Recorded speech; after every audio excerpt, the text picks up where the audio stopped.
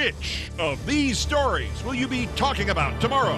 1,400 cops evict 400 protesters from Occupy LA. The people, united, will never be defeated. The city's mayor smugly congratulates himself. In my life, I've never seen a more professional, restrained police force under very, very trying circumstances as I witnessed today. Other than beating the protesters who were running away and sending a guy to the pavement for taking a photo and keeping the media at bay, Philadelphia also raided overnight. I got trampled by the horse. He knocked me over. And also featuring a smug, self-congratulating mayor. This morning's action, as I mentioned earlier, was based on weeks of planning, a plan that was flawlessly executed by a combination of a variety of forces. Plus pepper spray as Occupy Phoenix tries to break up the conservative legislation writers at the ALEC meeting there, and branding protesters with invisible ink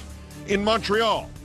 At least one mayor is admitting what's going on. Michael Bloomberg speaking at MIT. I have my own army in the NYPD, which is the 7th biggest army in the world.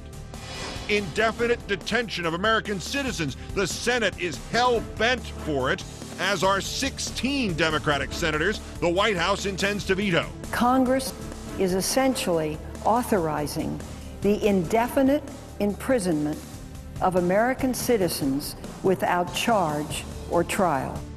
Herman Cain approaching his Thelma and Louise moment. Just up until last week, that was my last contact with Mr. Cain. We are reassessing reassessment means reevaluation. If Cain's jumping off the cliff, Romney's being pushed around by Fox News. This is an unusual interview. So Gingrich goes after Fox News. One of the real changes that comes when you start running for president as opposed to being an analyst on Fox is I have to actually know what I'm talking about. And just because it's a maximum security federal detention facility, that doesn't mean the drug kingpin inmates shouldn't have access to strippers. Strippers dressed as paralegals. Paralegals? I thought you said... Never mind.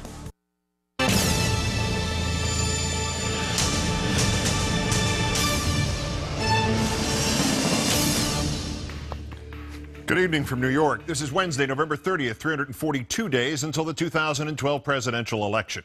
Two major Occupy camps closed overnight, Occupy Los Angeles and Occupy Philadelphia, while Boston's mayor moves to have a temporary restraining order removed to allow police to close the camp there at Dewey Square. And Phoenix police used pepper spray against the Occupy protesters marching against one of the Koch brothers' favorite charities. The fifth story on the countdown, unrelenting official pressure continuing on the Occupy movement. But mass arrests have not stopped the mass movement that seems to draw strength from each setback. We start tonight in Los Angeles, where some 1,400 police came swarming into City Hall Park after midnight. This after Mayor Antonio Villaraigosa had ordered the park officially closed on Monday. LA officials say around half the protesters had already left, leaving perhaps 250 tents still occupied. Police officers with guns equipped with rubber bullets among the forces assigned to clear them out. As many as 300 out of the remaining 400 protesters were arrested. For most, the charges were minor, failure to disperse. At least 4 protesters and a dog were taken down from a treehouse after officers fired rounds from a beanbag gun. And at least one photographer found himself wrestled to the ground and in handcuffs after he failed to move quickly enough for police. Mayor Villaraigosa had nothing but praise for the LAPD. In my life, I've never seen a more professional, restrained police force under very, very trying circumstances as I witnessed today. Evidently, the mayor doesn't get out much. He later added to the praise, saying the LAPD was able to avoid violent confrontations, and this may be the finest moment in LAPD history. What, out of all 6 good ones? Adding it was necessary to do this to protect the children living at Occupy LA. Los Angeles, he failed to mention, has an estimated 13,000 homeless children. Some Occupy LA protesters ventured to disagree with Mr. Mayor's self-congratulation. It was a military action. It was anything but peaceful. They swept us out like cattle. Protesters also complained they had been told police would allow them to collect their tents. Many of the tents went into dumpsters instead. And while some protesters found a temporary home at Our Lady Queen of Angels Church, they have been asked to pack up and leave there tonight.